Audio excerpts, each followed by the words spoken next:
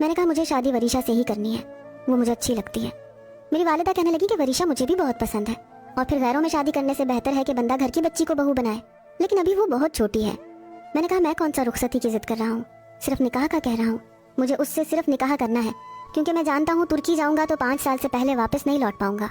इसलिए मैं चाहता हूँ कि एक मजबूत रिश्ता हमारे दरमियान कायम हो जाए। ये ना हो कि चचा बाद में उसकी शादी किसी और के साथ कर दें। मेरी ये बात सुनकर मेरे वालिदैन कहने लगे कि हम मंसूर से पूछते हैं। मैंने कहा आपने पूछना नहीं है, आपने उन्हें इस बात पर राजी करना है। और फिर यही हुआ। चची तो वैसे ही मुझे बहुत पसंद करती थी और सिर्फ निकाह पर किसी को भी ज्यादा एतराज नहीं हुआ सिवाय वरीशा के।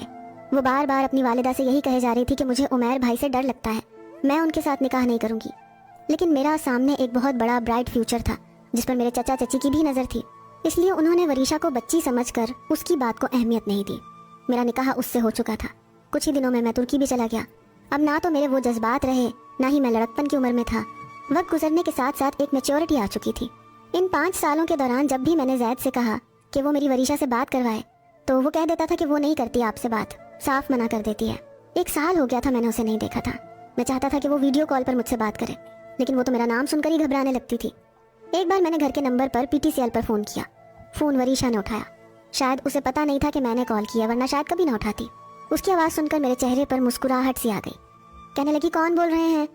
मैंने कहा तुम नहीं जानती मैं कौन बोल रहा हूँ। उसने मुझे पहचाना नहीं। कहने लगी पता नहीं आप कौन बोल रहे हैं। मैंने कहा यहाँ आकर तुम्हें बड़े अच्छे तरीके से बताऊंगा कि मैं कौन बोल रहा हूँ। मेरे लहजे को सुनकर शायद वो पहचान गई। फौरन से फ़ोन बंद हो गया।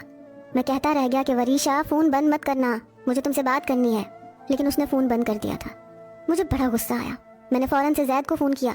मैंने कहा अभी के अभी वरीशा के पास जाओ और उसे ये फ़ोन पकड़ाओ। उसे कहो कि भाई बहुत गुस्से में है, अगर तुमने बात नहीं की तो वो वापस पाकिस्तान आ जाएंगे। मेरी बात सुनकर जैद हंसने लगा। फ़ोन लेकर वरीशा के कमरे में चला गया। फ़ोन होल्ड पर था। जैद ने जाकर फ़ोन वरीशा के हाथ में पकड़ाया। कहने लगा भाई बहुत गुस्से में है वरीशा, उनसे बात कर लो वरना वो पाकिस्तान लौट आएंगे।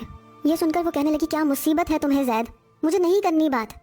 कहने लगा फ़ोन होल्ड पर है, तुम्हारी सारी आवाज़ें जा रही हैं, जल्दी से बात करो ना, ये ना हो वो फ़ोन से ही बाहर आ जाए और तुम्हारा गला दबा दें। ये कहकर शायद जैद कमरे से जा चुका था, क्योंकि कमरे के दरवाजे के बंद होने की आवाज़ आई। फिर एक कपकपाती हुई आवाज़ सुनाई दी, हेलो। मैंने कहा फ़ोन क्यों बंद करके भाग गई थी?